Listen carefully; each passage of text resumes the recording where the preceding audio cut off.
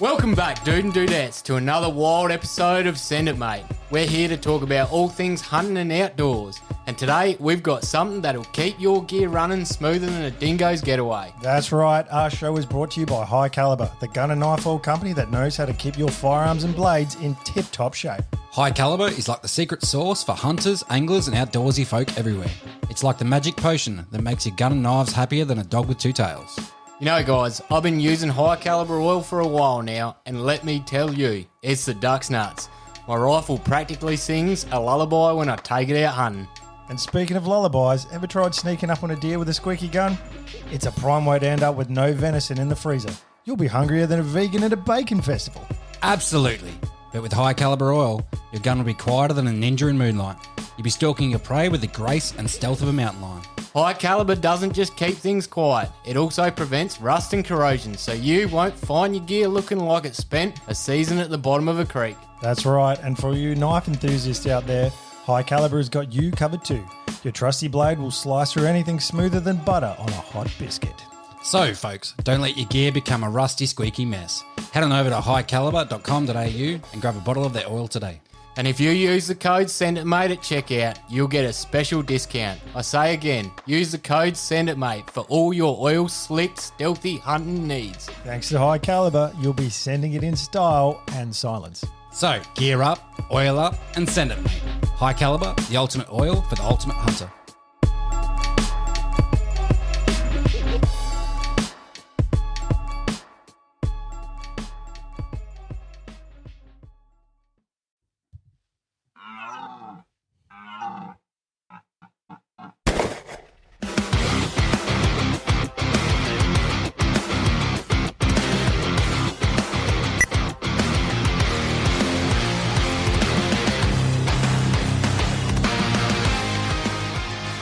G'day all you good motherfuckers out there. This is your favourite fucking podcast, Send It Mate.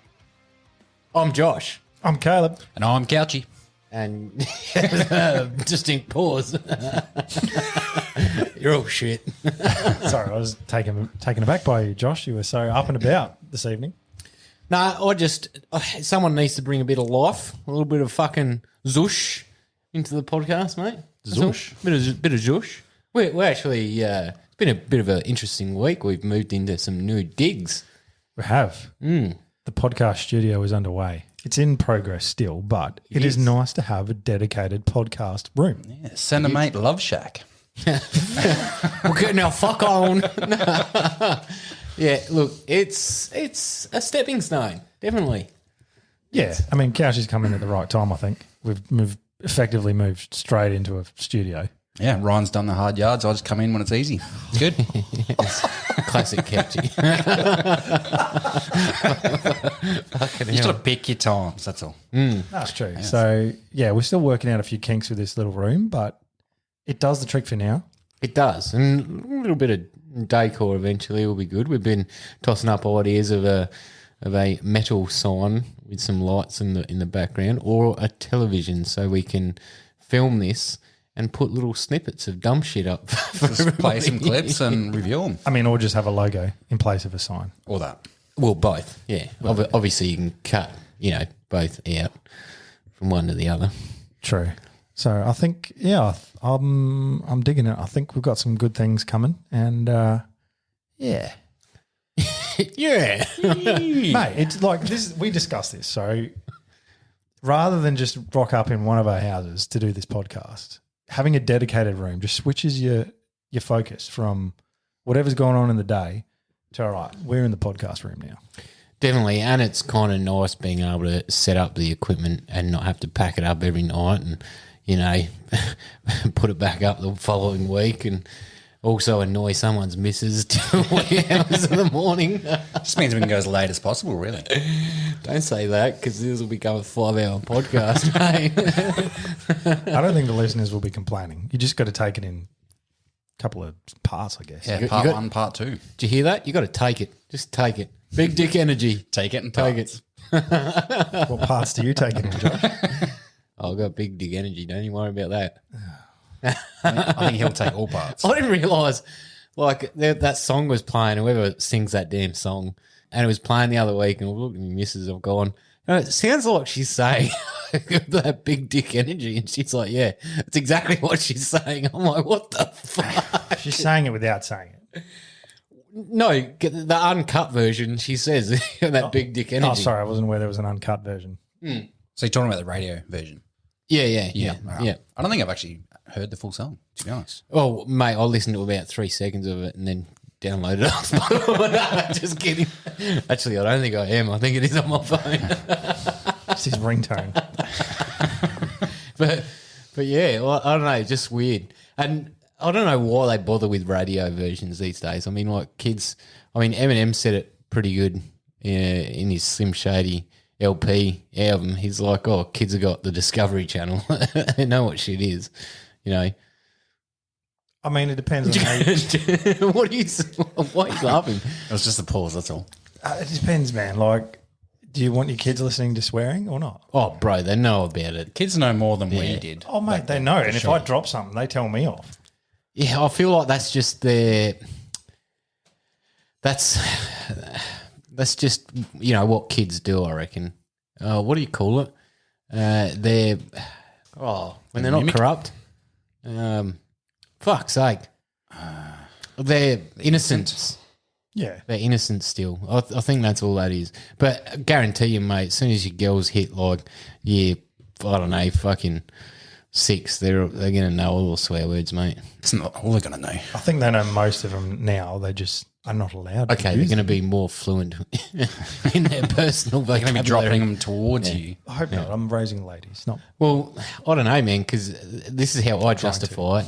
Netflix did a thing on it about how swearing is actually a sign of intellect. They did a series on it. I think you brought this up a few times. I was like, yeah, I'm down. You've brought it up, man. Just riding on this I don't fact. think it's a thing, really. There is an art to being able to articulate. And swear words aren't words? Of course they are. don't. I mean, they're good And they for can articulate a lot, and they can emphasis a lot better than most other words. I don't know. This is something you do. I don't know if you've noticed, but if you are losing an argument or want to get an upper hand in an argument, The fucking fuck enters a sentence fucking 5 times more than a regular sentence. Oh, no, it's just frustrating when, you know, you're the smartest man in the room. Oh, dear. All right, well, what's this smart man purchased? Another purchase. I've been splashing some cash lately, man, actually. For those that listened last week, or the week prior, I should say, they know I bought my Kuyu pants. I also I bought a down jacket as well with that, but that's coming. But Why didn't you buy? Hang on. Why didn't you buy them at the same time? well, I wasn't actually going to buy the jacket because it was so expensive. But then when I found the loophole, I was like, hey, yeah, that's cool. I'll buy it. So, yeah, I just bought it.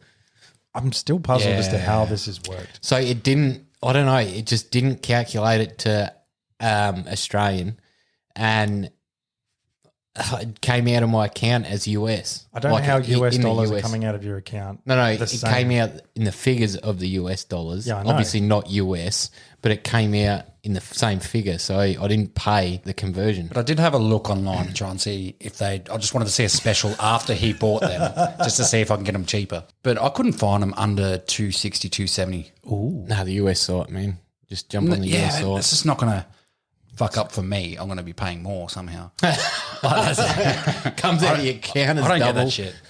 Unless it's the old binos when I bought and they sent me a free one. Well, this isn't the first time I got lucky, man. I bought some boots from Cabela's, like 10 years ago, and I was living with you, and they sent me 2 pairs, bro. Nice. Like, I got 1 pair, and I'm like, yeah, sick. And the next day, another pair came. I'm like, oh, someone fucked up. Yeah, so the same sort of shit that with my binos. Yeah, Caleb benefited off that, but Yeah. we all did, I guess. Well, you benefit. You I essentially got benefit. free Yeah, for binos, man. Yeah. So that's what I paid for my pants, actually. But That was good. I've been splashing out because I'm going to go do this another backpack high country trip with Steve in the next coming months. And I've sort of been prepping. And one of the things that I've been looking for a long time and umming and ahhing about is essentially getting some form of of tent over the hutchie, or so upgrading from the hutchie. The hutchie's great. It's a little heavy, and then I carry normal tent pegs because I just haven't had faith in other tent pegs before. And then I use Oki straps as well, and I actually tie my Oki straps to I guess each major point on the hutchie, so that they're just there. But it weighs a lot. Anyway, still talking over with Steve about this trip, and I'm like, oh, okay, I need to shave some weight from my pack because his pack comes in at like 12 kegs. I'm like, what the fuck, mate? Well, how many litre pack is he running? This is no water because obviously we're in high country, food. so we can. Oh, is he? We can, no food. With food, he's probably sitting around 15, which is still that's pretty light, man. Very, very light. So I'm like, all right, I need to shave some weight from my pack dramatically. How do I do this? And I thought, look, I'm already in the market to buying a tent. Steve, what's your ideas? And he's like, oh, try this, bro. It's an Alton. Essentially, it's a hutchie. It's just bigger. It's ripstock and lighter. So the thing weighs 700 grams. That's including pegs and the drawstrings or the rope for it. 3x3, yeah? Yeah, 3x3. So you're getting like more surface area. You've got to use trekking poles with it, or you don't have to. You can use a stick and then like put a beanie on it when you're doing, I forget what it's called, but a certain style. Or you tie certain it. configurations, yeah. Yeah, so, like a certain style of tent that's pretty much enclosed on three sides, and then the fourth side's a small aperture to crawl in and out of. But I thought, oh, look, I'm going to get some trekking poles as well. From what I've read and what I've been told from Steve and a few other people, they're like, especially if you're hitting like big peaks, it helps getting up and down. And personally, my struggle is not getting up hills, it's actually getting down. I for some reason, actually I know the reason. So I had major corrective surgery on my feet a while ago, but I've lost movement in my feet. And for some reason, like going down, trying to arch my feet down to go with the slope of the topography. That's it. Thanks, mate. My feet just don't want to work. So I thought, oh, look, I'll get some trekking poles as well. They're light, they're carbon fibre, they double as shooting sticks as well. So there's a little piece that's like that pretty much attaches to the pole, like each pole of the trekking pole, and then you can lock them in together and they become shooting sticks. You got the same one as Steve? Yeah. It's like a male and female. Cool. Yeah. A female receptacle for a male. Yeah. Yeah, and I think one way locks wider and then the other way locks narrower. So you got a different sort of stances you could take. Height. Yeah. And you could alter that by moving the bracket down and up the pole, really. Too, yeah. But yeah, I thought, I'll get some sticks anyway, so that'll just complete the system of the tent, because I wanted an enclosed tent. And really, I didn't want to buy a tent, because as soon as you buy a tent, you've got a floor. I don't really need a floor. I don't give a fuck about a floor. I've got a sleeping mat. Thanks, Caleb. Have you tried it yet? No, not yet. Hasn't even taken it out of the packet, mate. And I wanted something that was like more enclosed than the classic hutchie, like the configurations that you can do with a hutchie. There's a lot, but they're still minimal because of the tie-off points, where this Alton's obviously bigger anyway and has more tie-off points. So this is basically a hutchie on steroids. It's like a halfway between a tent and a hutchie. Pretty much. It's got that many different configurations and a little booklet I noticed as well, which teaches you all of them. Yeah. So you don't necessarily need a trekking pole or a stick or anything for all of them. So you can do you just don't your need standard, like put a rope up, drape it over. Yeah, and look, if we were sort of hunting flats or, just mildly hilly ground, I wouldn't bother with trekking poles. I'd just be like, yeah, whatever. I'm still young enough not to care about that sort of stuff. And in summer, obviously, as well, you can just simply do a lean-to or just a shade cloth or whatever style configuration. But for the snow and for the high country and the high winds, I was just like, yeah, look, I want a little bit more protection. And they are deceivingly large inside. I'll have to put a post up of the actual configuration of this particular format that I'm saying. But when you crawl into it, it doesn't look big from the picture.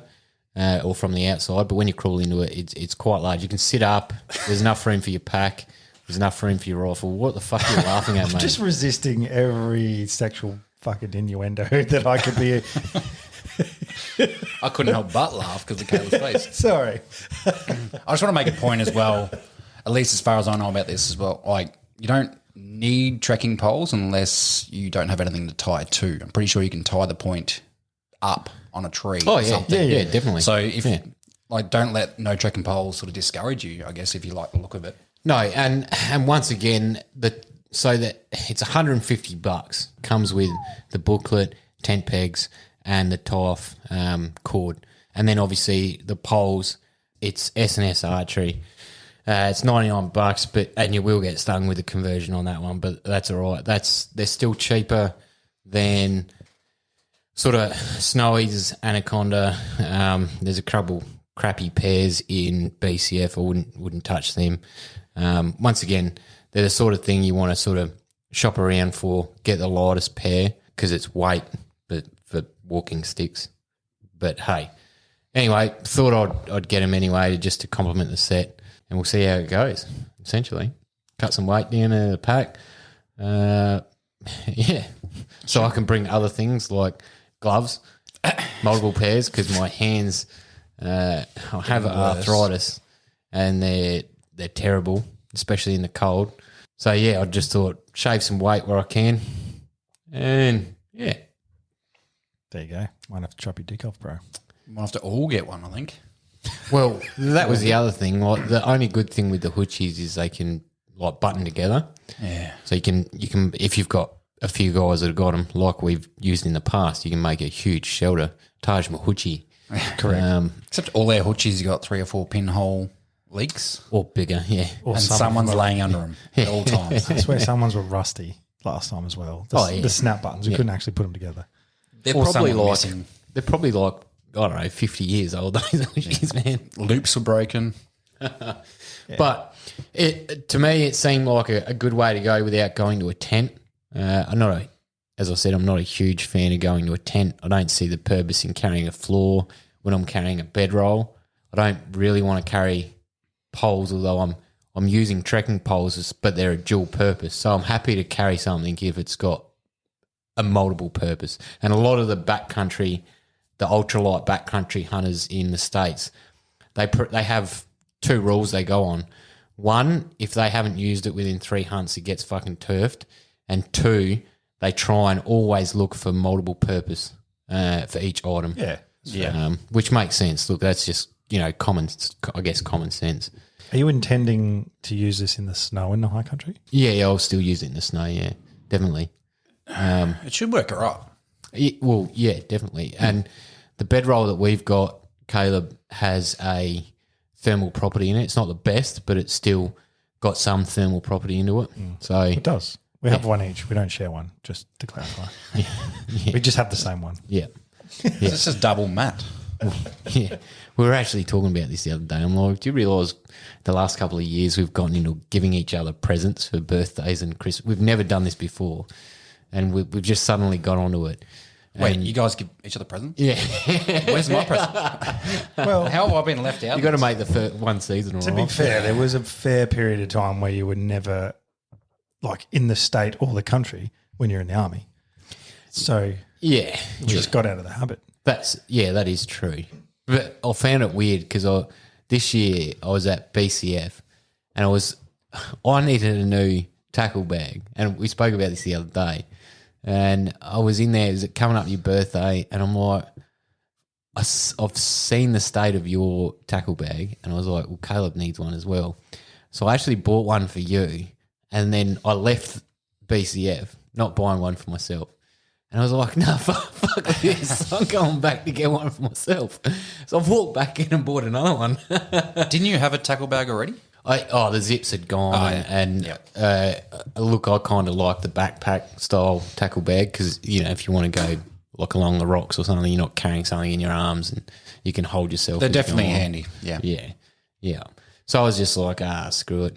I'll get one for Caleb, and then walked out, walked back. I got them at a good price, having said that. They're on sale, and then I got them at like a cheaper price. I think there was something like on the tag it marked them at cheaper than what they were, and I questioned it, and they're like, "Oh, we'll do it from that price. That's fine." Sweet. And then I was like, "I was sick." Yeah, and then your birthday's 3 months after me. So I'm like, well, you've got me a reasonable present. I'm sort of obligated to return the favour. You set the bar. But that's what's lucky though. Like my birthday's first. If you don't get me anything, well, I can just be like, well, fuck you 3 months later. I did forget your birthday last year for the first time ever. Oh, yes. Did yeah, you all was our did Quite actually. ropeable about that. Yeah, So I was surprised to get a present for my birthday yeah, this year. yeah. I think it was to prove a point that he didn't forget. It's probably that one up. But yeah. I got that mat with an Easter sale. So we've both got stuff on sale for each other. So So at least we're shopping smart. If we escalate this, what are we capping this at? Like $1,000? Got to get one for me first. I'll tell you what we're not doing is one-upping each other every birthday. That'll get expensive. Well, no, you've got to match. Is that? Hang on. All right, let's get on to the That's gift the hardest. giving thing. That's the hardest topic is trying to know how much they've spent on you, so you could sort of match because you don't want to overspend. Or it's probably better to overspend than underspend because then you just feel like an asshole.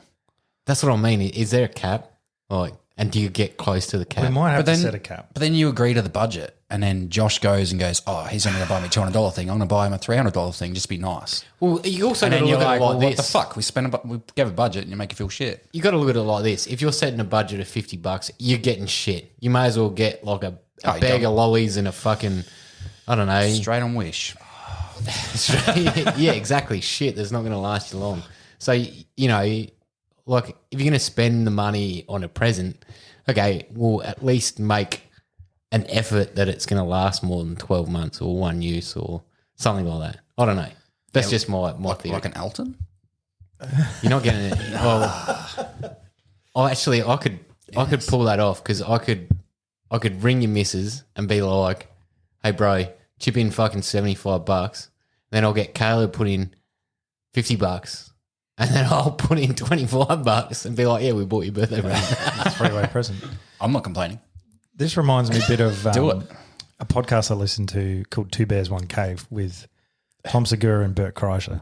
And every year for each other's birthday, they try and outdo each other. Ooh. And these guys are comedians, have been on TV and had their own shows, and they make a bit of coin. And for his last birthday, Bert got Tom a racing car, like a racing car. Let's do that. Sponsored by their podcast. So like branded and everything. So like a racing team and a car. See, I feel like Shannon's going to win out of this because his birthday's the last. Yes. Or it's a first if we start now. Well, you can set the bar. Set it low for Caleb's birthday. And then Let's give him a paperclip. we're going to be Happy ahead. birthday. We're going to be ahead at least, 12 months. No, but I'll start low, then you'll jump, and then someone will jump obscenely, and then I'll have to try and beat that. Look, That's where it fucks if up. I had like a few $1,000,000, I'd buy you a Oh, if present. money Be wasn't an like, issue, we'd do that. What's my birthday present? Mate, we'll just see where this podcast takes us. When we start buying each other houses, we'll know we've made it. I'm buying you a fucking house. Why not? It is. Well, you have to if I buy you a car. Nah, It's the next logical progression. because I know You buy your caravan. that you wouldn't like heights, or you wouldn't go out of your way to skydive or dive. So I'll buy you equipment or something that you'd be less inclined to use, but more inclined now you've got it, but don't really want to do it. Yeah, I'm not You're following. buying me useless items that I won't use. Is that what Yeah, you're but it's still a good present. Like a parachute. Yeah, I'm not buying you a jump. I'll just get you the chute. saying? I mean, at least if I don't use it, I get higher resale value. I'll just flog it off and Josh use Pack- that to buy your present. Josh packed it himself. Or just buy me a 79 and then I'll let that increase in value, sell it secondhand for a profit. Yes. And then buy him the present from And that then, 79. yeah, there we go. No, we're one-upping. So, That is a one-up. I feel like real estate's different. Like, come on. If you had, say, 30 million in the bank, would you actually? Yeah, I probably would buy you a house. Thanks. Yeah, In Elizabeth. Yeah, or in like Kazakhstan or something. Just a fucking lean-to in a small block. I'll take it as long as I can set up a range. In Elizabeth. It's probably a good idea, actually. Clean it up a bit. I get what you mean. I do. But I don't know, a house, that'd be pretty hard. Can you gift a house these days? Of course I can. Yeah, without the other person paying stamp duty. I feel like the other person's going to still pay something for the house. They would, but you'd have to pay them the stamp duty that they pay, kind of thing. If you want to actually give it a gift. No, because it's going to transfer into your name. So if you're gifting it, surely they're still going to have to pay stamp duty. Oh, no. Actually, I don't know how that works. I think there's a limit on gifts. Don't know how that and how much you can gift. I'm pretty sure cash, it's like 40 grand, and then after that, it's taxed. I'm pretty sure. I think it was 20, but anyway. I'm pretty sure it's like 40 grand, but then any more, that's it, you're getting taxed. I don't know if you could do 40 grand like multiple times. I think the last time I looked at it, it was per month or per year. It was a time bracket for it. So it could be multiple transactions as gifts. Yeah. And if it adds up to that amount or over, then it's taxed. See, that's weird. So at one stage in my life, I was going to go do some anti-piracy work overseas, and they'd set us up with an offshore account in Thailand. And essentially what they were doing, they told us to do was bring... This is maritime piracy, by the way. You've just said you've gone to Thailand to stop piracy. It makes it sound like you're stopping people burning DVDs. The account, your bank account was in Thailand, but they told us basically to bring $9,998 and change it by $100 or so every month to avoid some sort of pattern. I don't know why. Sounds like too much work. After, like with that, you wouldn't get taxed because obviously, in that sort of work, you earn a lot of you used to be able to earn a lot of work, money. Yeah. Earn a lot of money, but obviously, bring it in. If you had an ANZ bank account, you're going to get taxed, or you have declare it and obviously get taxed on it. So to avoid the tax on big money, because some of these contracts you could earn like $1,000 a day or more. So you're earning astronomical money. And as we know, it's 33%. That's it. That's what you're getting taxed. You're done. So that, to decrease that, this is how they told us to get around it, essentially.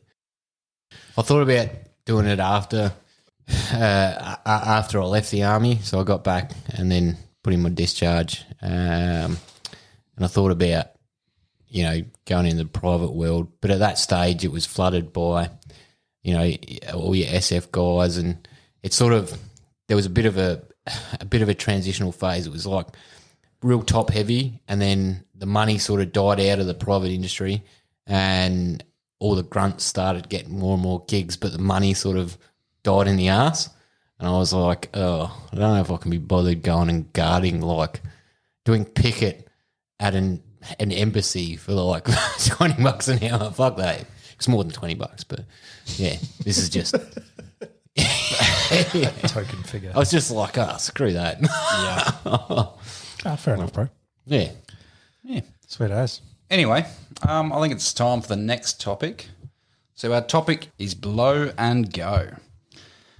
So we're going to try and break this down and not digress further than we have. So who's going first? I'll go first. Oh, mate, we're popping his cherry. My first topic intro, so I thought I'd go first as well. First topic breakdown. Topic breakdown, yes. And your first topic intro, to be honest. He's introduced the topic for the first time ever. Yeah. How do you rate him? If you were too new to rate, that's like if this was a professional environment, like his official score would be too new to rate. I'll take that.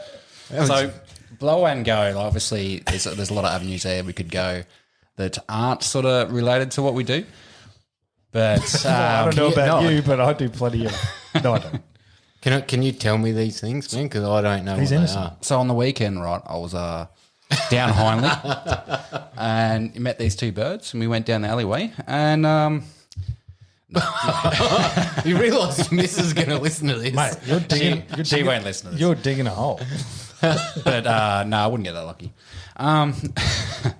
So blow and go. My topic was my breakdown. He's getting was flustered. blow darts. He is. He's getting so flustered. You can like full red in the face. I don't know why. You're among friends, mate. Anyway. Just let it happen. Anyway, so the blow pipe. So that's where I went with mine. Do you like blowing on? Blow pipe or blow gun, Cylindrical however things. you want to call it.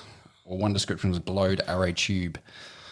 So Blowpipe. for anyone that has no idea, a blow gun is a simple ranged weapon consisting of a long, narrow tube, kind of like Josh, for shooting light projectiles, exactly like Josh, such as darts.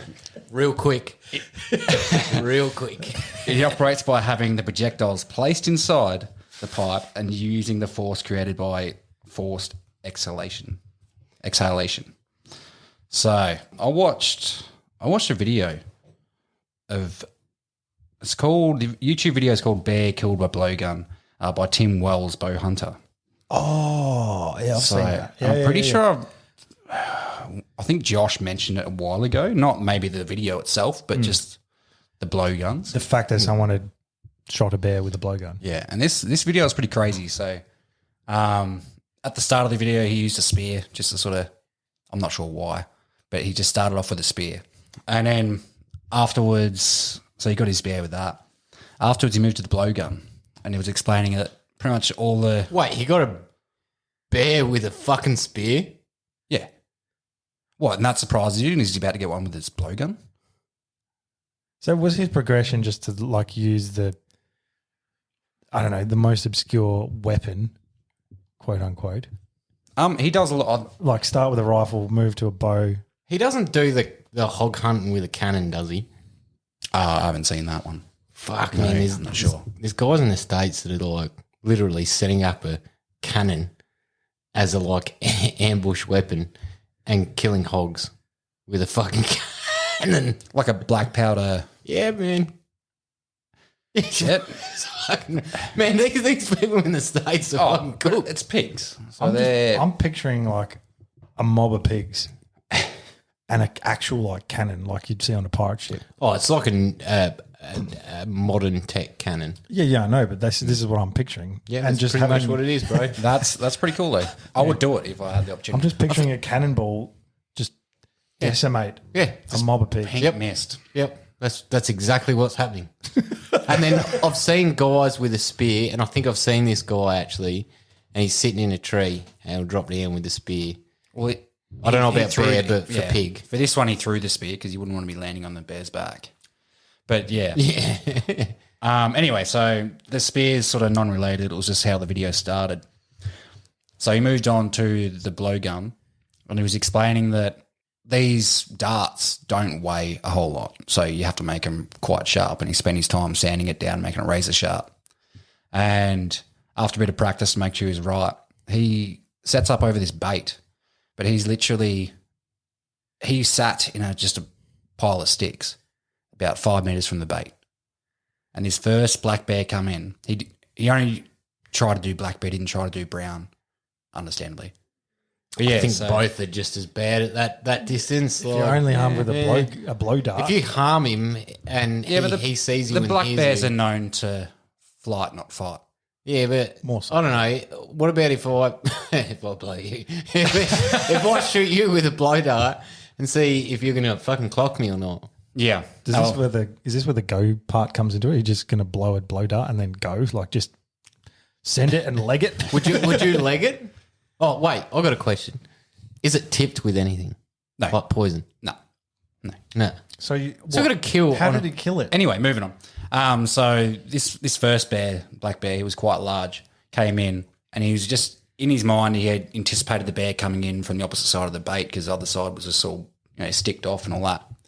Came in, circled around to the right, and as we got around to Tim's left, the bear looked at him and just sort of slowly wandered in, watching him, and then decides to go for the bait instead. So he let that bear go because it was a bit obstructed with the view. The second bear come up, it was smaller. He had a good shot, and it was just pretty much the same as placement as you do with a rifle. But he shot this dart into the bear at about 10 yards. So it's got to be quite close. he's getting penetration. Yeah. with I think In the just- vitals.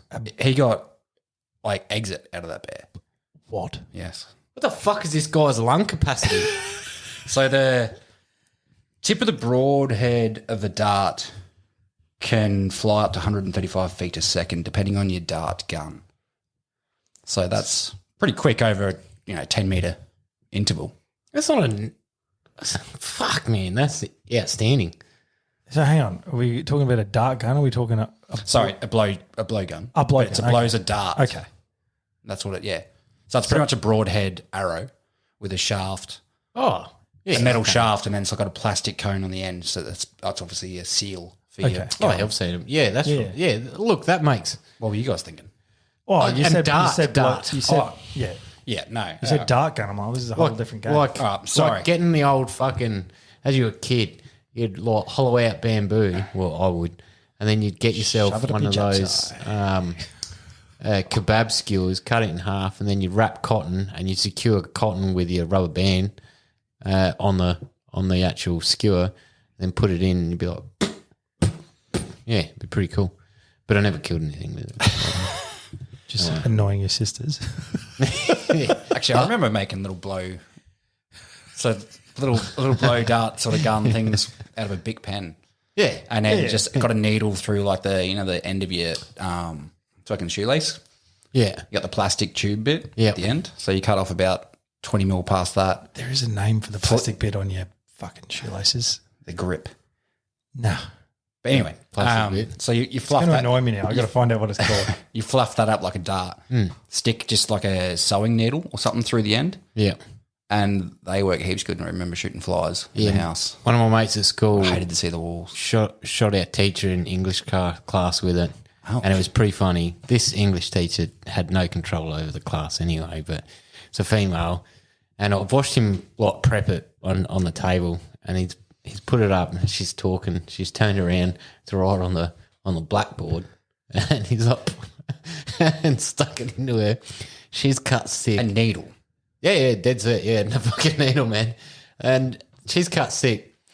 And she turned around and she's like, that's it. No one's leaving the class. It was like the last lesson for the day. No one's leaving until someone owns up for it, blah, blah, blah. And she sat there at her desk. Like, no one's leaving, obviously. She sat there at her desk for like 10 minutes just in silence. And she's like writing. Until And no, Nick's gone. Shot her again with it. She ended up leaving class crying, like just fucking cracked the shits, crying, and And this is why we struggle to find teachers these days. I remember doing that with like a paper spitball sort of thing. Same thing, big pen. Yeah, yeah. Let's just chew up a bit of paper. Do that shit. It's probably less volatile and darting if something. you're gonna do it, you might as well do it properly, man. Moderation's for cowards. Should have chucked some tranquilizers in the end. And just fucking Just wipe some feces on it. And just hang on before you say that. The plastic bit on a shoelace is called an aglet. aglet. Aglet. Just for those who are having a brain aneurysm like I am about trying to remember what it's called. It's called Or an aglet. screaming the name at their. Or screaming Yeah. at their radio. Yeah, it's an aglet. Yeah, I'll forget that. I was going to say eyelet. I'm like, that's not an eyelet, but yeah. No, the Anyway. eyelet's what the aglet goes through. Ooh. Yes. We're kind of missing the big picture here. What? Some motherfucker dropped a black bear with a blow dart. And this black bear went down within 30 meters. What? Yeah. He was saying that it only lasted about 5 seconds. So what intrigued me about that, he was, one of the other videos, I didn't watch it, but he was doing squirrel hunting with it as well. I So- could see it killing a squirrel. Yeah. But a black bear. To keep pelts, I reckon that'd be amazing because it'll have like no trauma really. I feel apart like you from- just use a 17 HMR at that distance and well, do a I better think job. a 17 HMR will be better than a dart Yeah. blow gun Yeah. on, say, black bear hunt, 17 HMR. I mean, I know like South American tribes use blow darts, but they put poison on the Yeah. tip. Poison frogs. Which is or this has something, didn't astounded me that he's brought down a bear just by entry and exit. It depends on where they shot. Like obviously, understanding anatomy back then, was that really a huge focus? Well, maybe. it? South American. Like darting an animal with poison is probably better if I mean, you're hitting them butchering up it. or You're something butchering like it, that. so you're going to know where its heart is. I think I think in South America, their think so. average distance is a lot further as well because they're shooting monkeys up in the trees and things like that. So they're going to be like, 30 feet away. So I think poison then comes into its own. Yeah. Like you're going to need it because you're going to lose a lot of velocity. And just movement from the animal in that time as well. It's probably huge. Yeah, yeah. On that note, because you brought up distance, what would you think the maximum range of a 6-foot 40 caliber blowgun is? Well, after you've said this, I'm going to go more than less because I just didn't think it was going to kill a black bear properly or that quickly. So I'm going to say 50 metres. It's going to be something ridiculous, isn't it? 40 caliber. It's 40 caliber. That's what they called it in the, yeah. So 40 mil bore. 120. Ooh. 100 yards was in. So that was a maximum range of a typical 6-foot 40 caliber blowgun. It's 100. So I'm dare say there's people out there that are getting a lot further. So next Flinders trip, you're all hunting with blow darts. It makes me want to try it. Flinders? Black. Oh. Yeah. Black Rock. Southern Flinders? The next northern Flinders. trip. Not really. No, it is. No, it is. And I think the blowgun that I think it was the largest caliber was a .625 caliber blowgun that could push out a 74 grain razor tip broadhead. All right, so I've got a question for both of you. I think After you bring this up, if they took our firearms away and bows, would you pursue hunting after knowing this with a blow dart? I feel like they would ban hunting if they took both of those away. They'd probably ban hunting as well. I feel like I if you don't had think that, so. I feel like if you had the blowgun in your house and they did a check for weapons, they wouldn't know what it is. You could just use a bit of PVC.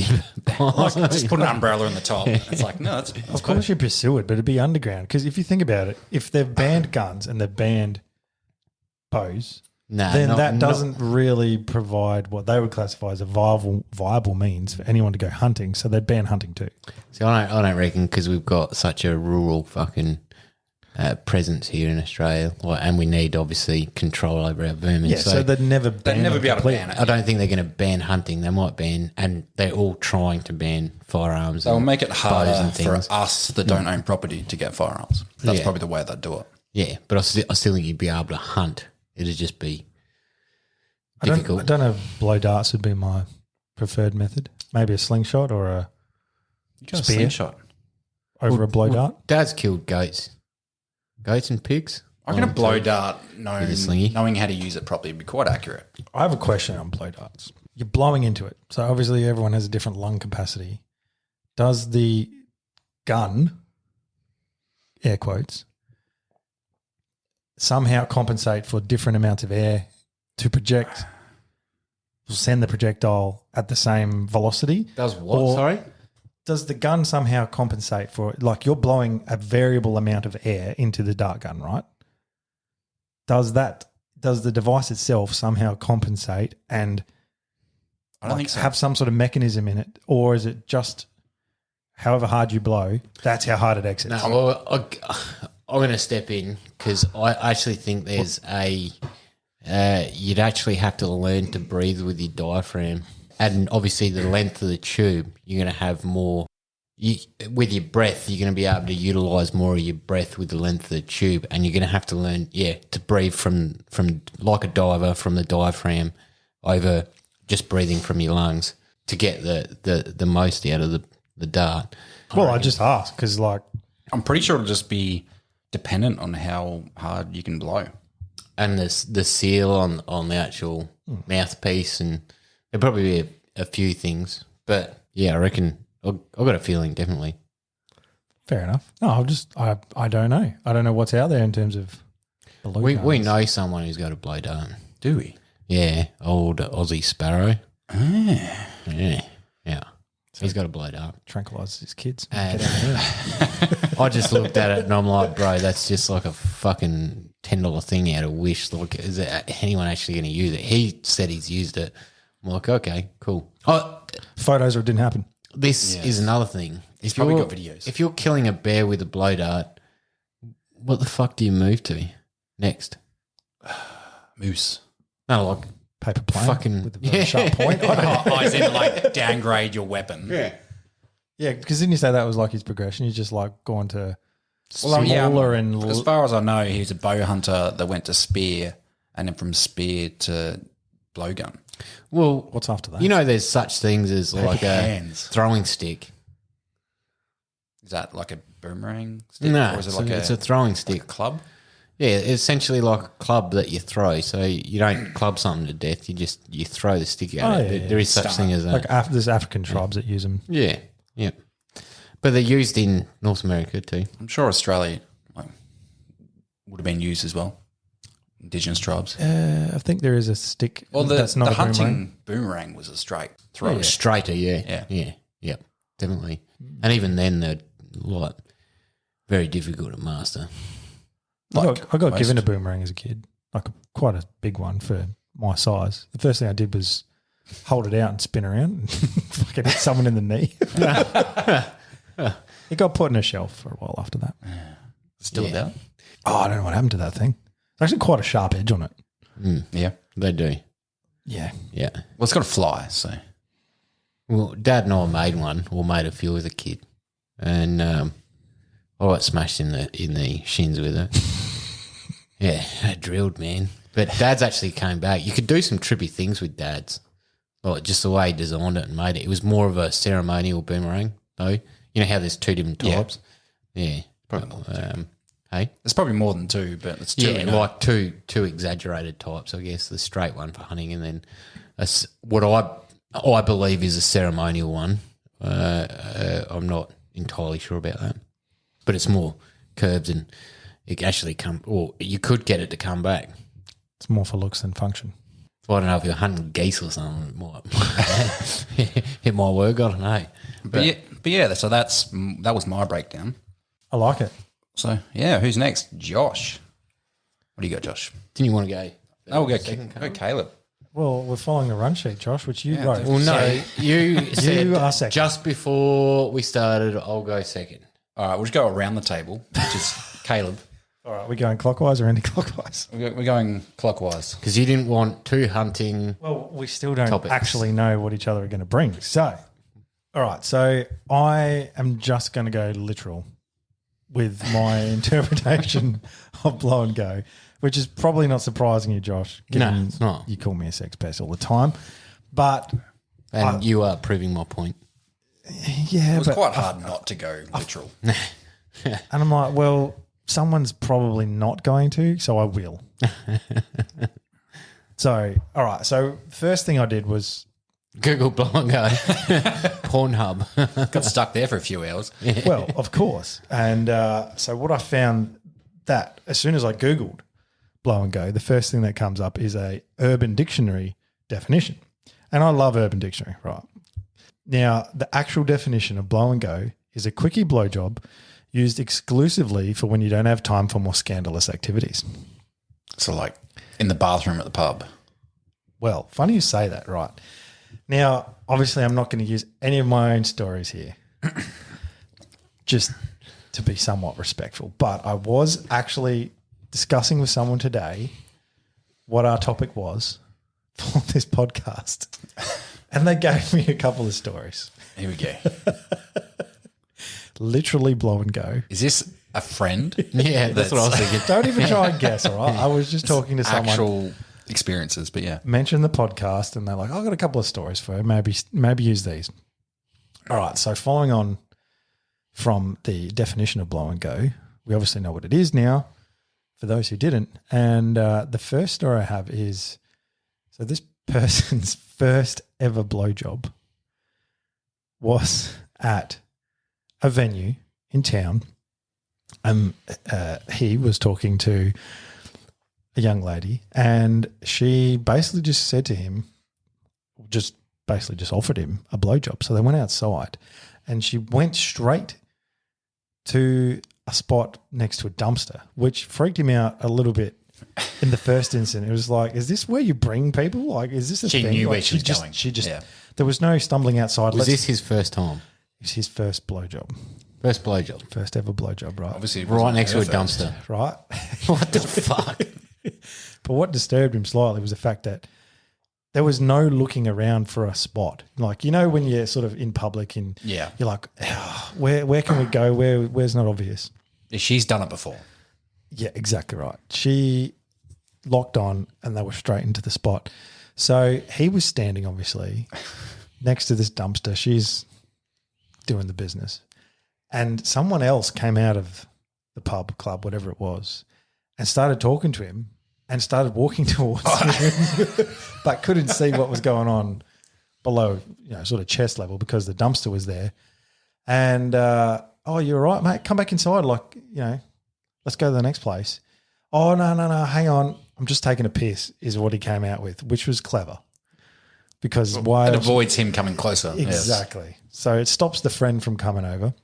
But yeah, that was his first ever blowjob. So I thought that was a pretty good one. Would it stop you? Because I'd be like, I've got to piss. While I'm here, you're pissing. No, let's just piss That together. looks like a good spot.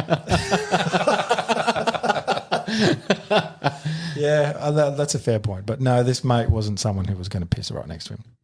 So he also told me of another story, which this is more like friend of a friend of a friend sort of thing. But there was a rave. This friend of a friend was into like EDM, and he went to a rave. Hey, what's EDM, Yeah, man? what is EDM? It's electric music, Okay, electronic music, Right. dance music, Okay. EDM. Right. It literally stands for electronic dance music. Okay. Um, Sounds shit.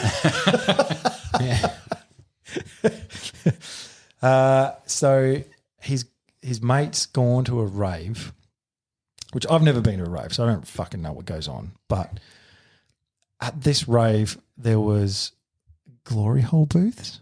What the fuck? Weirdly. All right, I've got a question. What's a glory hole? Would you stick your dick in a hole that you know other dudes have put their dick in? Well, you fucked your missus, haven't you? Well, that's not very nice. Were you her first? Yes. Well, unless someone's a virgin, that statement is preposterous, Josh. No, it's not because it's a rave, so I'm presuming guys are coming in and out fucking willy-nilly. See, the thing is with that, and some guys been there quite recently. That's yes. probably the point. Yeah. Like this is how, for those young kids listening, this is how you fucking get AIDS. Yeah? Mixing cum. In random places. Anyway, so I've never been to a rave, so I don't know exactly what the setup is, but there was a booth with a glory hole in it. Yeah. So this guy's gone in, stuck his junk through. Who knows who's on the other side, basically. So he's done his thing. That's the concerning part. Yeah. And when this person I was speaking to today told me the story, I'm like, it was a dude, wasn't it, on the other side? He's like, well, wait, there's more. So he's done his thing. He's left the booth. So then out of curiosity, he's waited around to see who comes out of the booth Never do that. at the end. Like, there's your first mistake. It's never going to be good. No, you wouldn't wait. You'd get out of there because ignorance is bliss.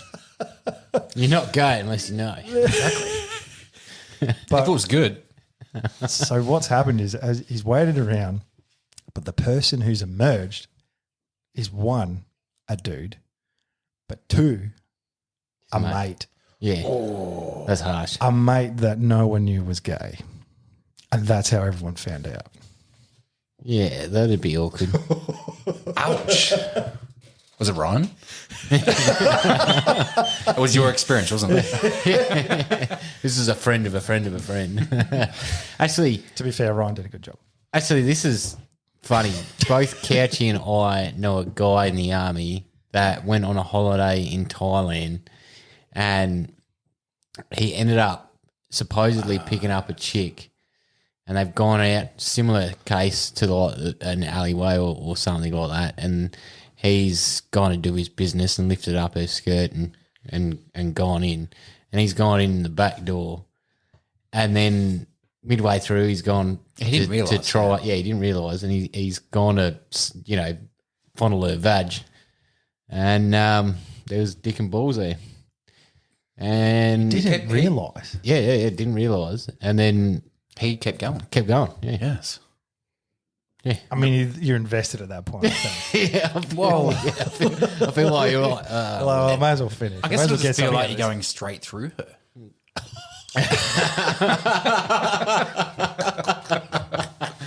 oh shit.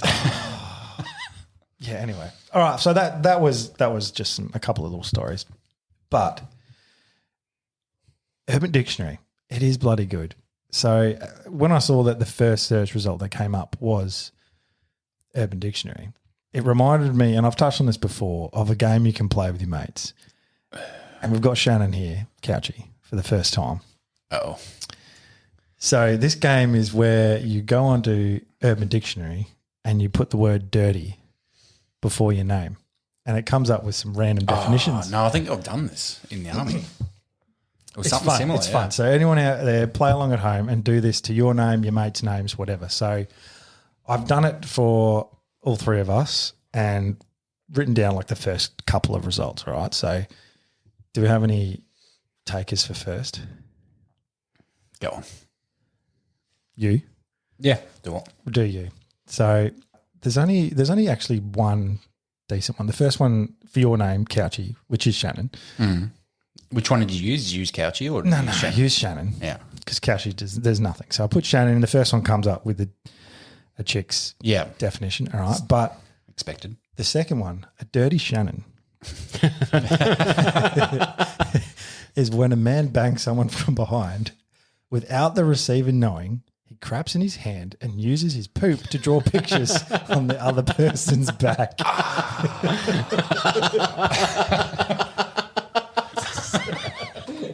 Oh fuck. That's cold. So to use that in context, when I was banging Joey's butthole the other night, I used my own shit to draw on his back. It felt nice to do a dirty Shannon. But you've got, sorry, there is actually two. The second one is when you go anal on your partner and wipe your penis on their mother's titties.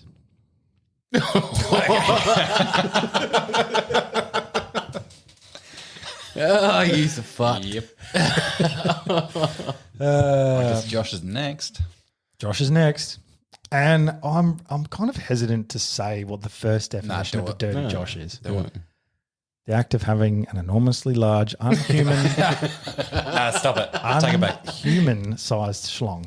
Big dick energy. You can edit that one out. I almost didn't want to say it, but then the second one made me laugh because you love peanut butter, like froth peanut butter, something chronic. And the second definition of a dirty Josh is the act of putting Jif peanut butter on your balls and getting your pet armadillo to lick it off after heating the peanut butter to 450 degrees Celsius. Who the fuck has a pet armadillo? Who comes up with this shit? Oh, man, I don't know. But I thought I'd keep it light tonight with my breakdown. Okay. Dirty Caleb. No, I didn't fucking write this, all right? A dirty Caleb is a freak, has a perfect dong, and likes to be aggressive. He'll make your legs shake so you can't walk.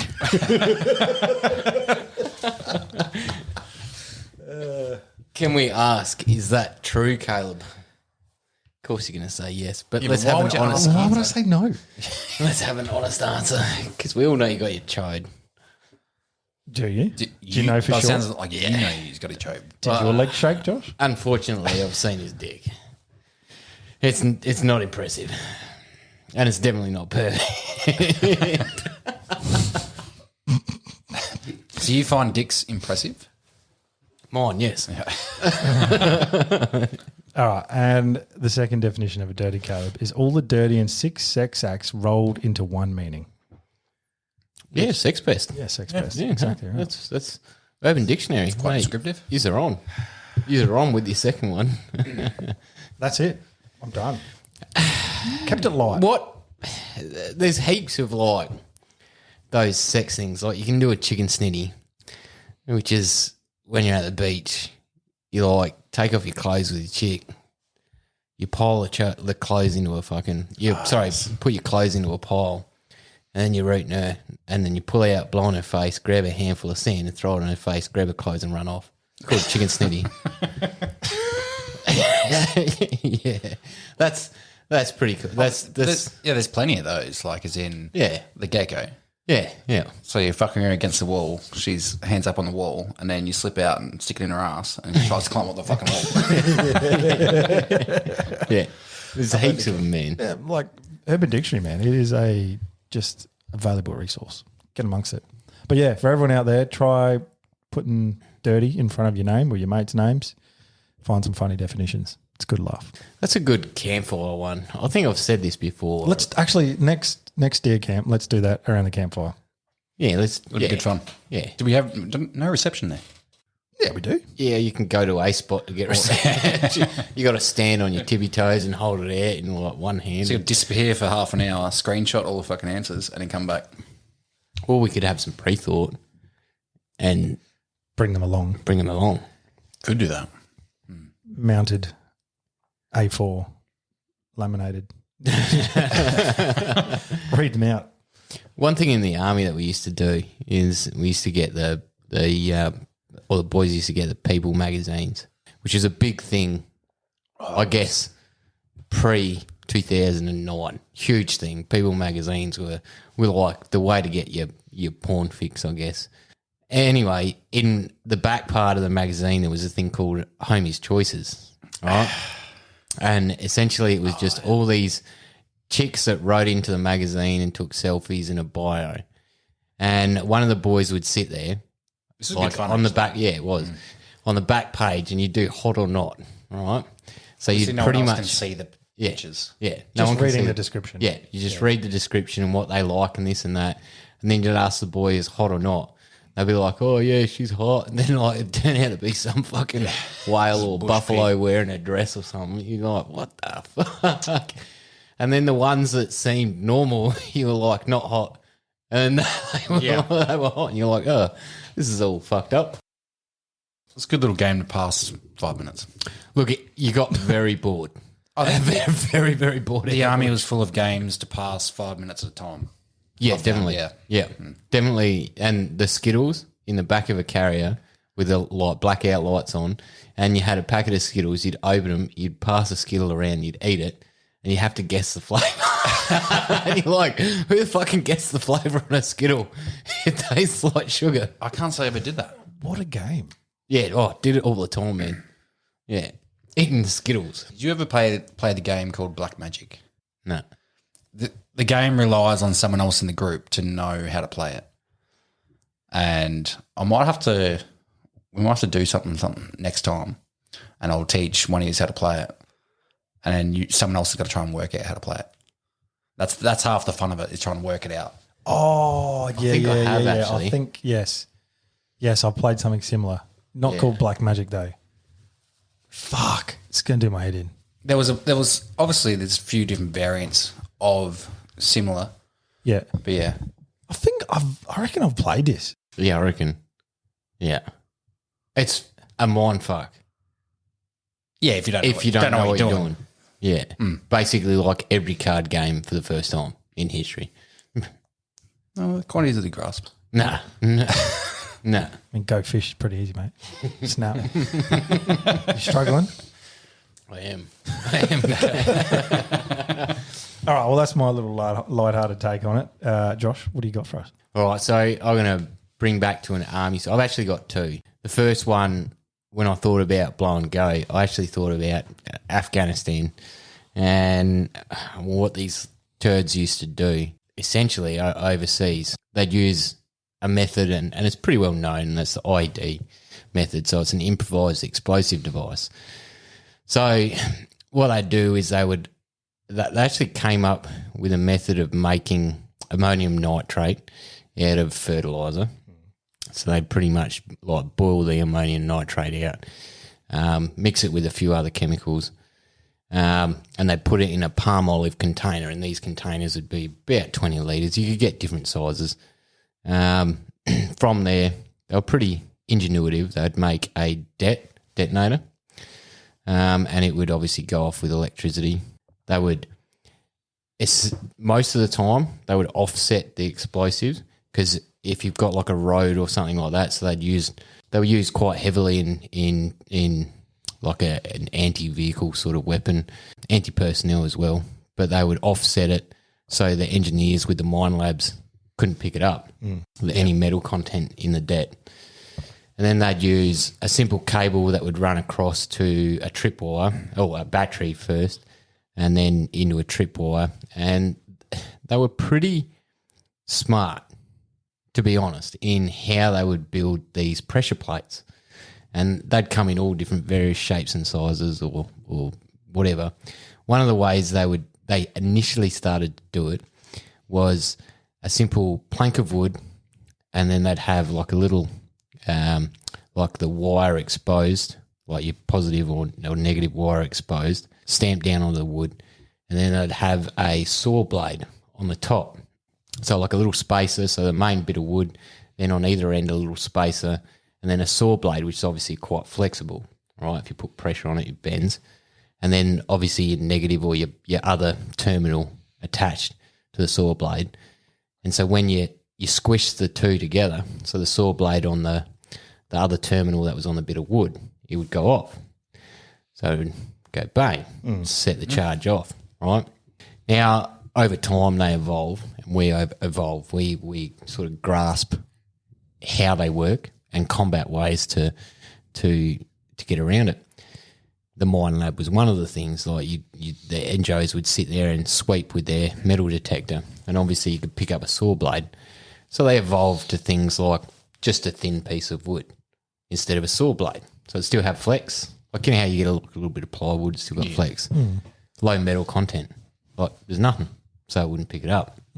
Then you can look for things like disturbed sign or disturbed ground, so if someone's dug recently in a certain spot and then either side of that is compacted ground. Yeah, it looks pretty obvious. Yeah, you look pretty fucking obvious. So you use that as a bit of a combat indicator. These dudes got really, really smart, and they started involving like a remote control, garage doors, your CB, so your squelch button on your CB, send a signal to a receiver, and it obviously connect to current. So what they could do is like very, very low metal content. And these mine labs, as good as they weren't always that effective.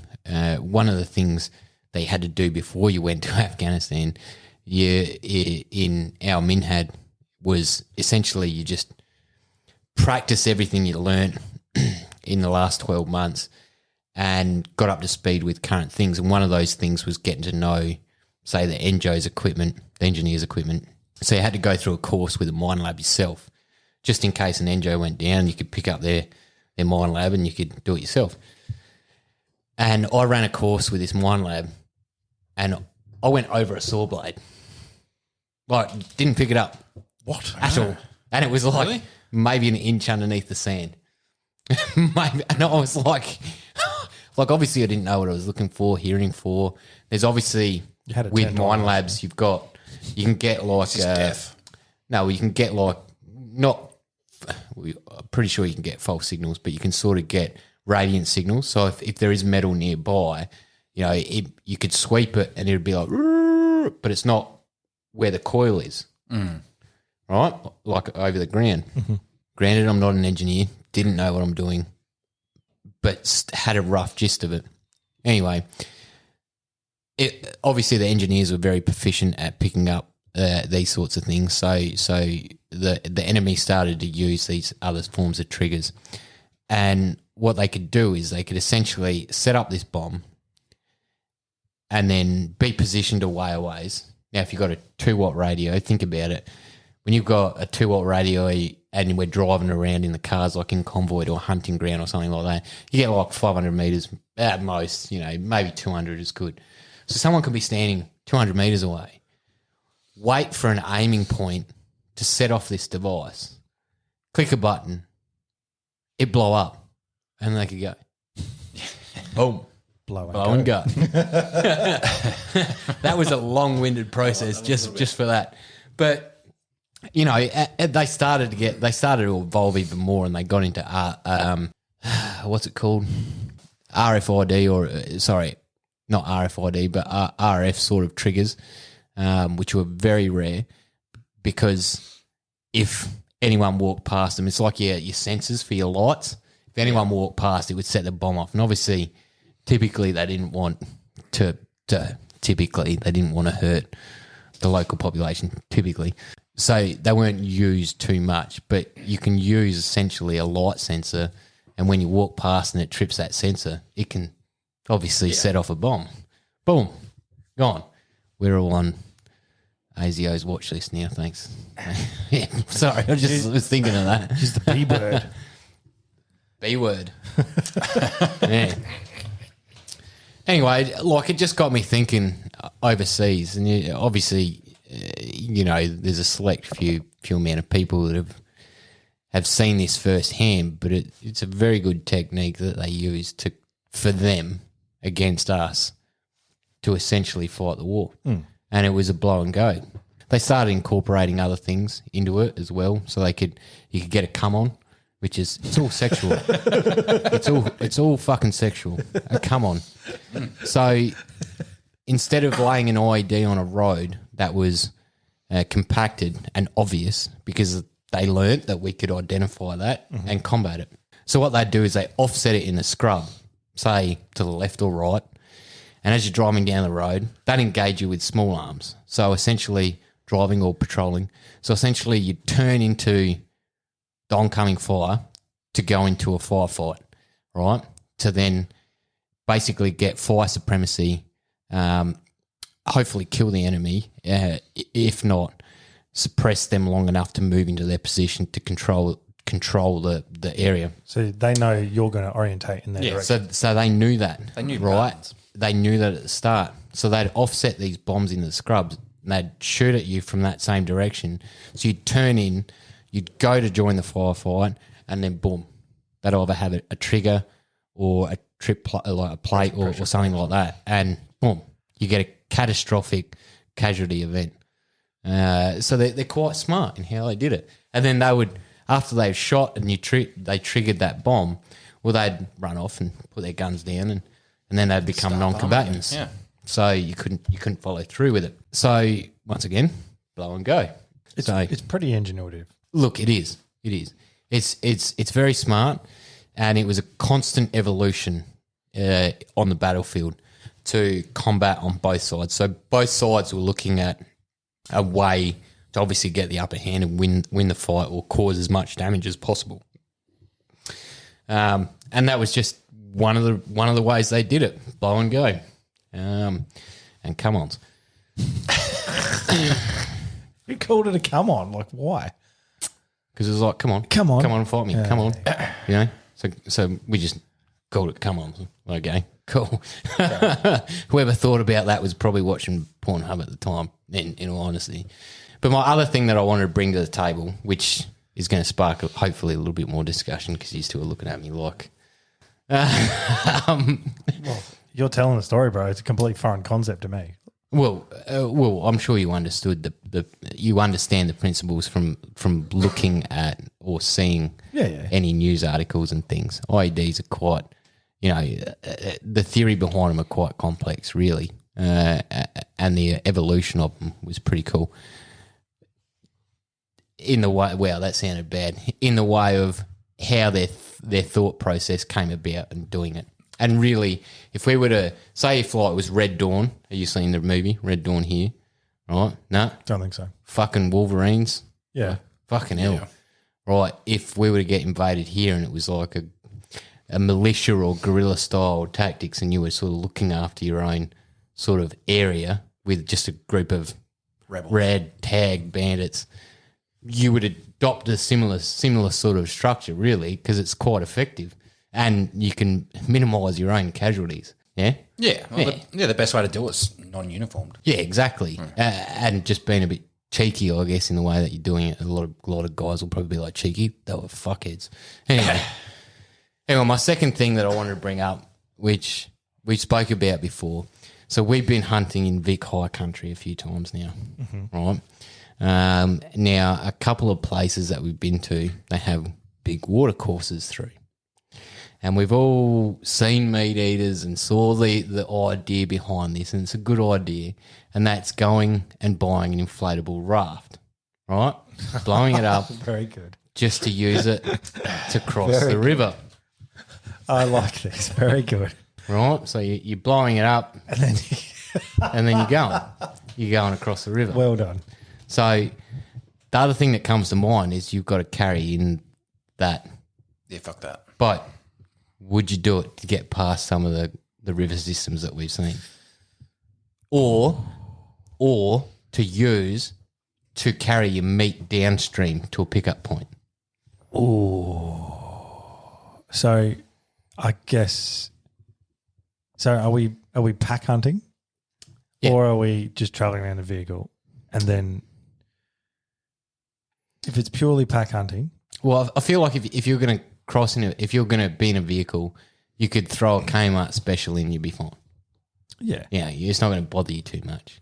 But would you go full send and pack in an inflatable raft, knowing you can buy a Kmart raft, and we've all used them to fish out of, let's face it, and they are quite sturdy. You know, they will do the job. They will carry your fat ass across the river. I feel like I'd only do it if that was like a planned part of the hunt where, like you said, you were going to send some meat downstream, like to pack out your meat. Because that's clever, because put everything in a boat and float it downstream. That is quite clever. But I feel like if you planned a hunt where you started upstream and did all your travel via this boat, That would be the way to do it. that would be the way to do it. So you have a designated drop-off point upstream, a vehicle somehow or a pickup from downstream, and you just slowly make your way down, pausing on the bank wherever you need to, going inland a bit, jump back in, travel. I feel like that would be pretty cool. Actually, that's a good a idea, mobile because hand- essentially handbags. if you take 4 guys, 2 cars, you share the load in fuel, that's fine. And then you could drop, and obviously you can take 4 guys in 1 car, yeah, sure, but you go down to your pickup point, drop the car, Yeah. right, all hop into 1 car, Yeah. drive upstream, and then get out.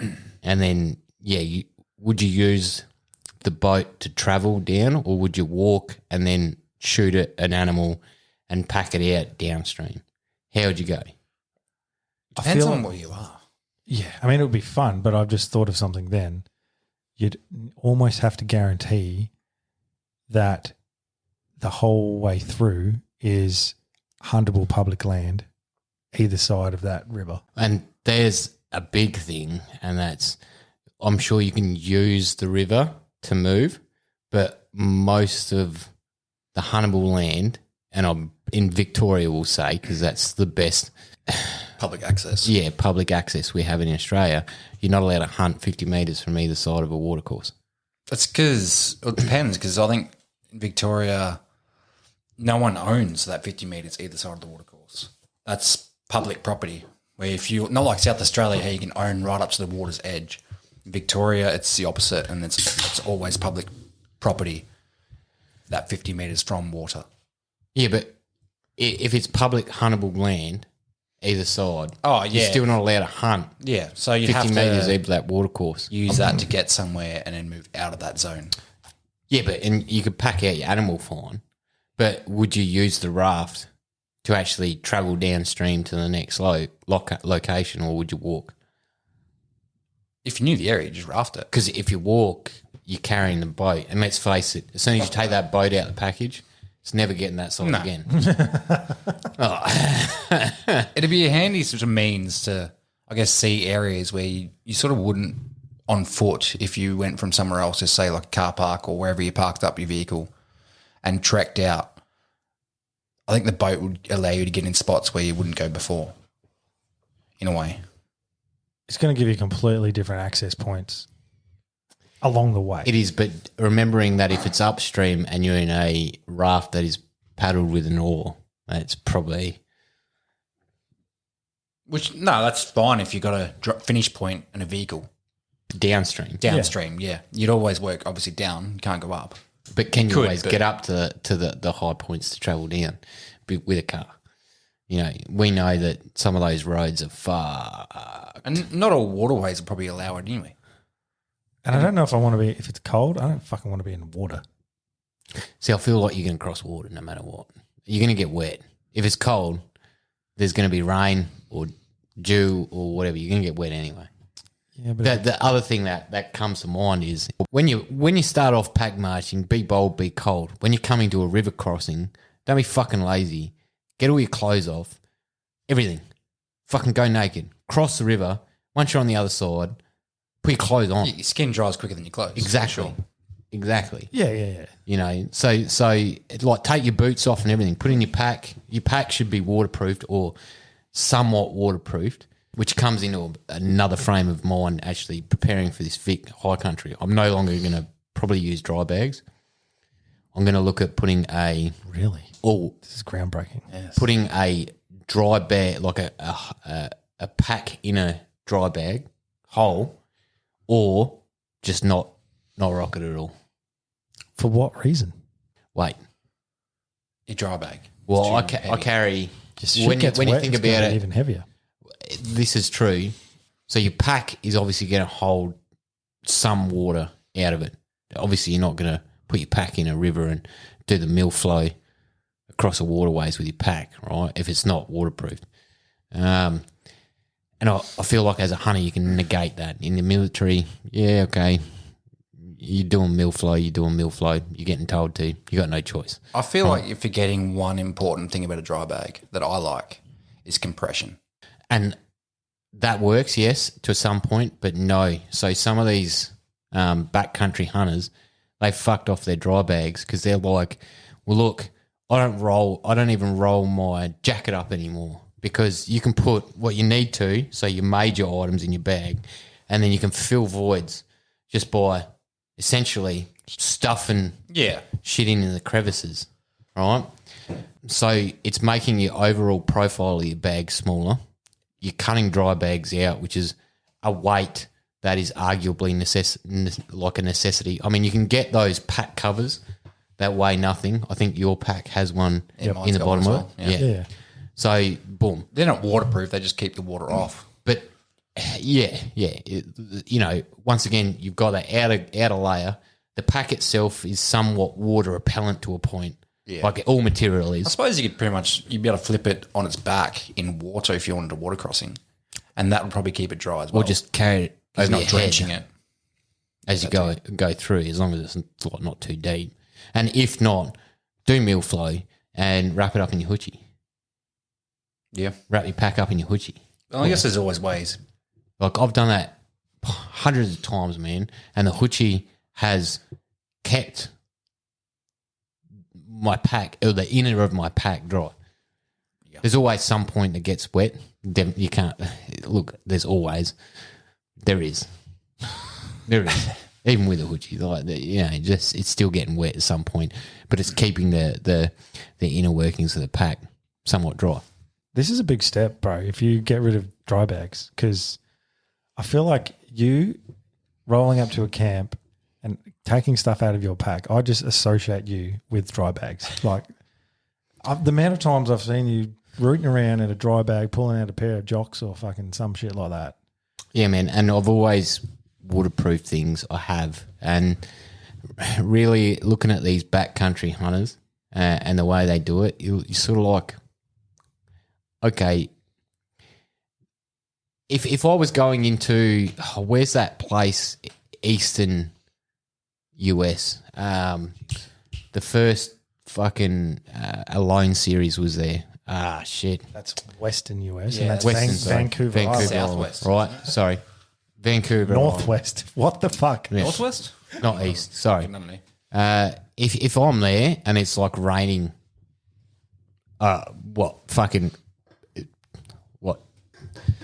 12 hours out of the day, yeah, I'm probably gonna fucking waterproof everything. Well, I am gonna waterproof everything. But if the climate isn't raining like that, well, yeah, would I worry about the weight? Having said that, with dry bags, I've never had anything wet, so I've never complained because I guess you won't know until you ditch them. Yeah. I just feel if your stuff gets wet, then you're automatically going to be carrying more weight because it's wet. Oh, it's not just that; it's the ability to dry what's wet in these climates. But having said that, like, That's what I'm I saying. just don't think we have a wet enough climate. Yeah, I'm going to be careful with what I say. It's going to be scrutinised. Or just next time you go, you're going to be drenched. One of the two. Yeah, well, I'll let everyone know. yeah, you it's have fucked. to. Put dry bags in. It's a big step, man. I feel like surely you'd still have a dry bag for something. I reckon do it. I want to see you do that. Do it. I want to see you suffer. Yeah, it's pretty much exactly the same. Or is it something you consider?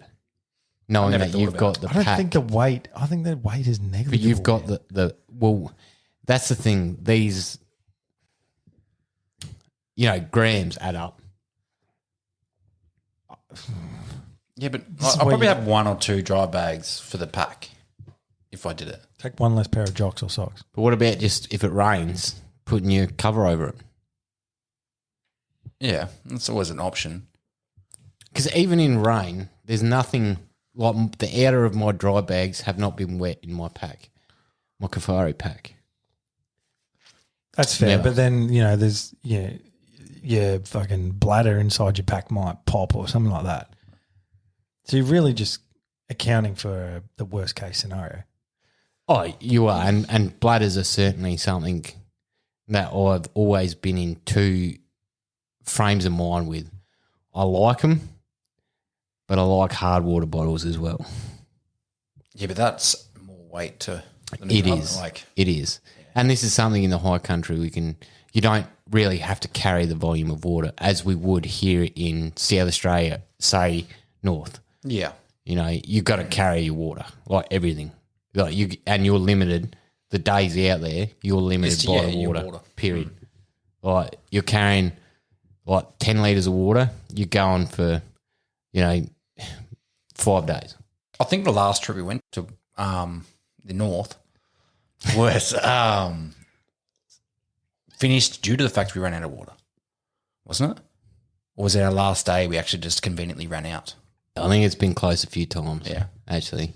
Yeah, because it's something that we used to carry oodles and we were like, Yeah, we always Cut carried way too back. much. Yeah. we've gone a few times and we're like, wait, we've only gone through how much? Oh, we'll just carry less next time and save the weight on fuel. And then it's gotten pretty. I actually think we've had to go into town for water. I think. Not Water or since I've been piss. there. There's piss in water, so Yeah.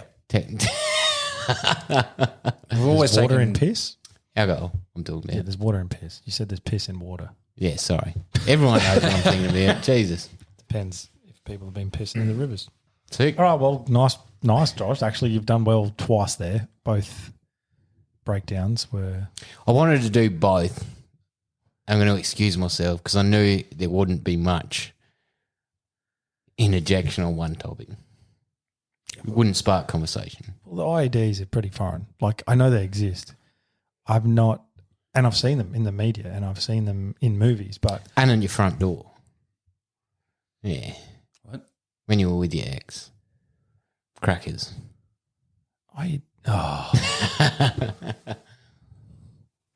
Yeah, I have no idea about this. What? He put some crackers on my fucking doorstep once. A couple times. It doesn't surprise me. And I came outside ready to fucking kill a cunt. I can't remember what I armed You didn't myself. know who it was. I didn't know who the fuck it was. Yeah. It was all incognito. Yeah. I think a cricket bat. I think I had. I came outside. I'm like, what the fuck is that? What are you doing? And he was hiding behind a bush. It was someone else. There was crackers going off. Yeah. Oh, shit. That would have been funny on the other end. Oh, look, it was fucking hilarious because he's all like beefed up, like fucking, and I'm like, you're a fucking idiot. Hiding like a bush. Show your face, man. All right. Well, anyway, I think we should probably move on to this week's ND. ND! Hey, Negligent discharge. Why did it so much better than wrong? we should just do that live every time.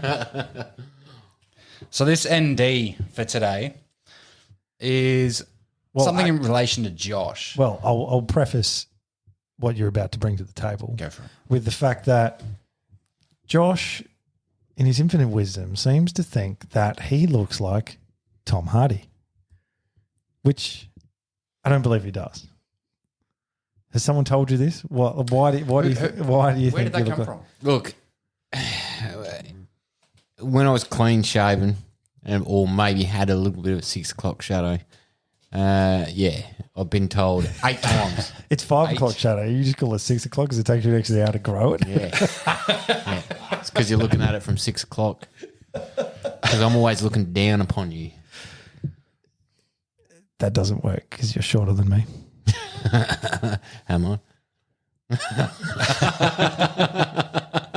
Yes. I'm identifying as 7 foot. So anyway, no one actually believes I've been told 8 times in my life. by yourself in the mirror. No, 8. 8 times. I actually believe you were there for one of those times, Shannon. I can't remember it. Yeah. But yeah. Yeah, conveniently. Anyway, so this is On one of these times, sorry to butt in again, but on one of these times, someone said, I looked more like him than you do. No. You've forgotten about that. No, you look like a Rosie O'Donnell cross with, what's that dude? A big heavy set fella. Santa? No, It's a ginger Santa. He was a comedian. Fucking hell. Oh, the guy from King of Queens. Yes, No, I do remember someone saying that, and I was highly offended. but can you be offended if it's true? Adam Sandler's mate. What the fuck's his name? Who? Oh, fucking Paul Can't Blart. think of it. Well, cop.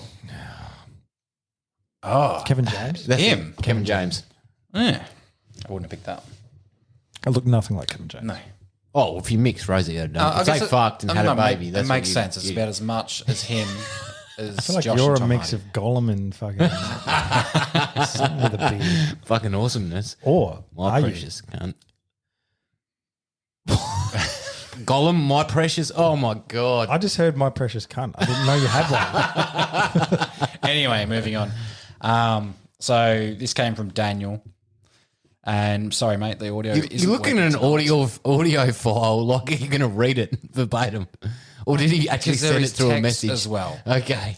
Oh, fucking hell, Josh. Anyway, he believes that he looks like Matthew Lillard. So don't know who Matthew Lillard is the actor from as Shaggy. Fucking Yeah, fucking take that. Don't see you in movies, cunt. Scooby-Doo. Scooby-Doo. So I believe that's probably more of an accurate I'll take that. representation of Josh. He still gets more pussy than both of you put together. But from now on, you're going to be known as Matthew. Should we put up a side-by-side picture? I was going to. No, anyway, you but- can't. Okay, you can't because I'm trying to grow my hair long at the moment, and my dad's hair as a runger Like that looks long? exactly like that when he was younger. Was- exactly. No, we're putting up a side-by-side Maybe you have a comparison. brother. That's Matthew. We all come from Noah. So yeah, We all come from Noah. What? Noah and We his didn't wife, come from so- Noah. Yeah, and then before that, Adam and Eve. So yeah, Noah just saved you. you're my brother. You're my brother. Everyone's my brother. All good. All good. So the whole world. Saved. What do you mean? We come from Noah and his sons biblically. All right, well, let's I break know. this fucking down. I have no idea, to be honest. So you're just saying the whole world's just a festival of incest, basically. Yes. Love thy brother, motherfucker.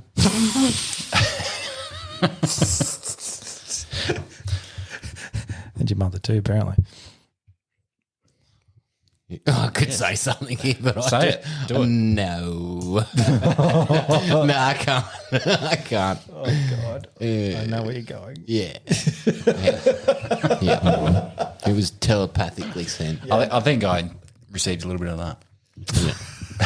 But, no. Anyway, moving on. So Daniel thinks that Josh looks like Matthew Lillard.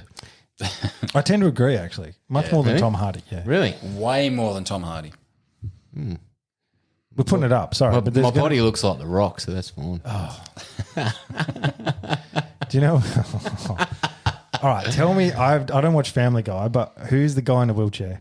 The cop. Is he a cop? Yeah. That's what your body's like. It's just all upper half and no legs. You're like a paraplegic. Really? You have a body of a paraplegic. That's disgraceful. It's all upper body. That's fucking disgraceful. I'm sorry, but you never do That's leg day. disgraceful.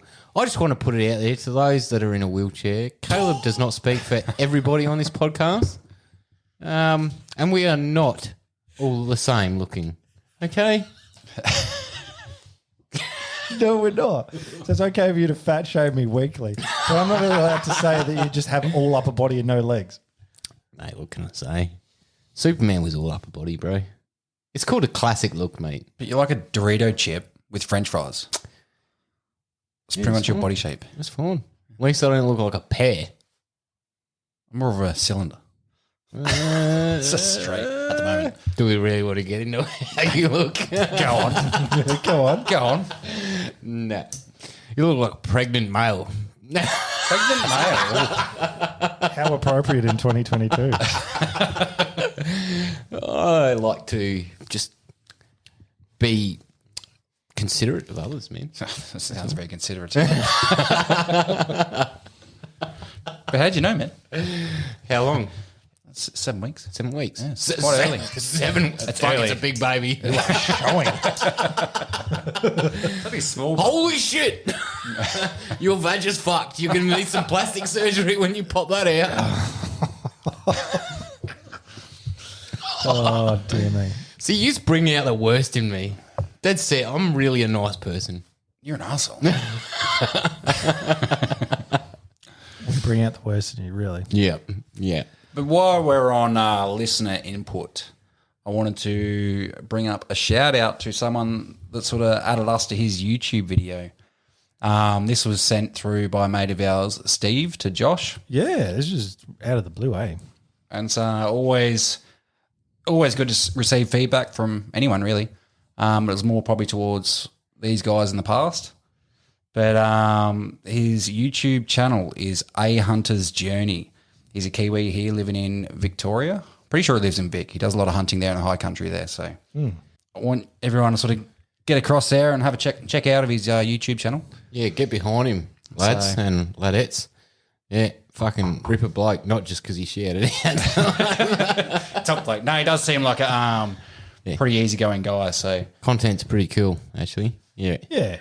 And, yeah, we checked it out. So in his video, he jumps in his car ready for his trip and he's got a bit of Send It Mate playing on the radio and gives us a shout out. So good on him. I think that was cool. So we're going to circle jerk and fucking shout out to him. Complete the circle. yes. So yeah, thank you. And It's kind of cool getting feedback because, yeah, it's a long journey. And without feedback, we'd just be talking shit into a mic and listening to ourselves. be quite pointless. Which is what Caleb does weekly. Yeah, check it out. So A Hunter's Journey. Because you've got to edit. Yeah. So I have, thank you. You knew where I was going to go with that. Jesus. I have to listen back to it. No, I thought you were trying to like justify your existence. And I don't have to do that. I don't have to justify look, my existence. everyone needs to get behind all these guys that actually take the time out to put out any content, you know, whether it's shit or good, it'll appeal to someone. But the fact that these guys are doing it, putting something, like taking their fucking time out to entertain you or Share educate experience. you, share experiences, doesn't matter. And everyone's opinion hits home to someone, you know. So kudos to everyone that's given it a go out there. Yeah, at least they're giving it a go. Fucking That's the thing. They're giving it a go. They're trying to put some content out there. Yeah, man. The quality is going to vary depending on people's setups and how long they've been around and how experienced they are. But at least they're fucking giving it a go. Yeah, Something they Let's get enjoy amongst doing. it. Just support, get amongst people, and then do a circle jerk on a podcast. But I mean, to complete the circle jerk, we've all just blown. Is it now time to go? I think it sounds like it is time to go. How's that for a fucking segue? Couchy, Learn that one for future. Well, I think you beat me by about a second, I think. But I just want to thank everyone for listening, and it's been good as always. Of course. Yes. Let's fucking do it, ladies and gents. We will catch you fucking next week for another sick tits fucking adventure on Send It Mate podcast. Tune in because you're never going to know what you might hear from the Three Stooges. You are the hype guy, aren't you? You really Hey, are. That's your role. You just got to get some fucking wind about you. I'll teach you, mate. I'll rub off one day. Or you'll rub me off, one of the two. Gotcha. Catch you next week. Thanks for listening. Toodles! Boy.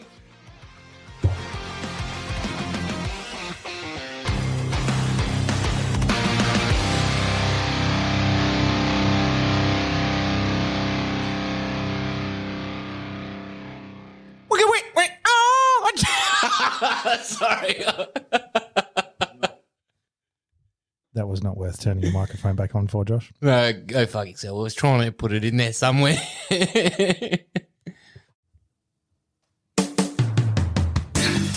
G'day, dude and dudettes. Josh here. Do you find it hard to keep your long, hard barrels free from gun STDs? Maybe you need a clean out of your bore. If this is you, jump on over to highcaliber.com.au and use the promo code SENDITMATE to receive a 10% discount on all your gun cleaning needs. And remember, it's sexy to support Australian-made products. Everyone here at Send It Mate uses High Caliber, and we can promise you that it'll keep your firearms free from those pesky gun STDs.